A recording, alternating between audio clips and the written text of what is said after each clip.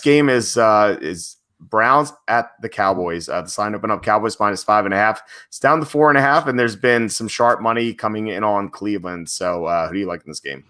Yeah, I love the Browns in this one. Like, I just don't understand why Dallas is favored by this many points. You look at these two teams; they're very similar in how they're built. Like, Dallas has an excellent offense. They have 3 really great receivers. We've seen guys like Dalton Schultz and Cedric Wilson step up in recent weeks too to give them like 4 really good weapons. And then you've got a solid offensive line and Ezekiel Elliott coming out of the backfield. But they do have holes at the tackle position because Lael Collins and Tyron Smith have been hurt. So that's something to keep an eye on there. But then you look at Cleveland, and they have 2 excellent running backs in Nick Chubb and Kareem Hunt, 2 really great receivers in Odell Beckham Jr. and Jarvis Landry. Granted, they don't always get as involved in the game plan as they should, but they're still talented. And then they have a couple good tight ends in Austin Hooper and Harrison Bryant to go along with Baker Mayfield. So I think these teams are pretty evenly matched on offense, and I think the Browns might even have an advantage on defense because I think they have a better defensive line than the Cowboys. And granted, their back 7 hasn't been great this year outside of Denzel Ward because of injuries to Mac Wilson and Greedy Williams and Grant Delpit. But I still think that their defense is stronger than the Cowboys. The Cowboys haven't been able to contain anyone at all at any point this year.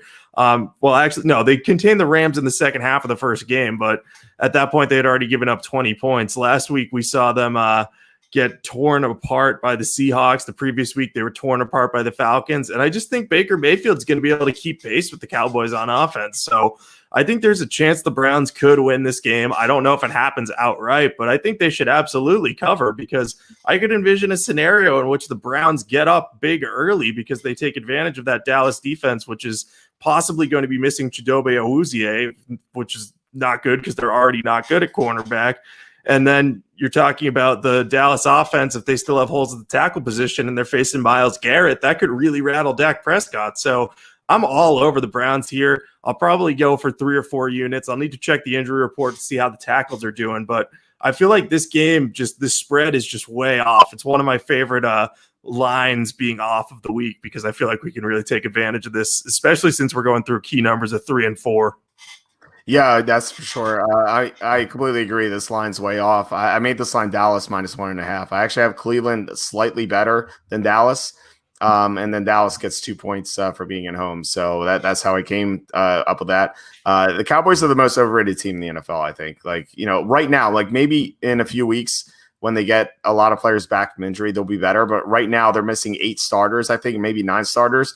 And it's multiple players at a position. So like they're down 2 linebackers, they're down 2 corners, they're down 2 tackles. So it's pretty brutal for them right now. And as a result of that, they haven't covered the spread at all this year.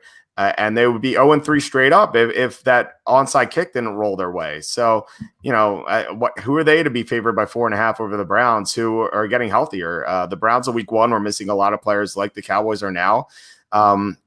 But they've gotten back a lot of players from injury. And as a result, they beat the Redskins pretty soundly last week. And I was pretty big on the Browns for that reason. And I think the Browns are a little underrated because people remember what happened in week 1 against the Ravens. But the Browns can be better now. So, yeah, I like Cleveland a lot here. Like you said, injury reports can be important, but this could be one of my top plays of the week.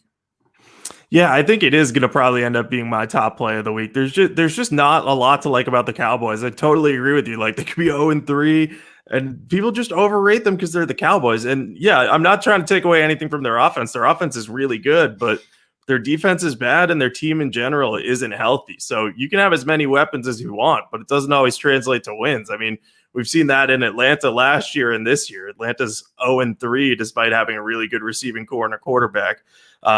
Dak Prescott and the Cowboys are kind of in a similar situation there. So, yeah, I'll probably lock this one in pretty soon just to avoid the sharp money moving it too much. Though I will want to see the injury report. So might wait another day and just see what the practice report looks like.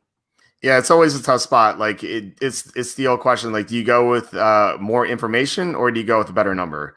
It's tough. And I don't think there's a right answer for that.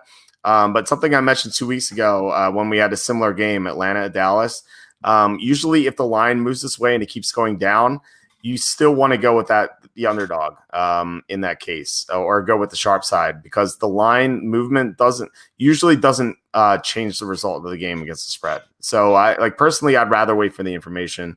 But yeah, I wouldn't blame you for locking in plus 4.5, because this game could definitely fall on 4.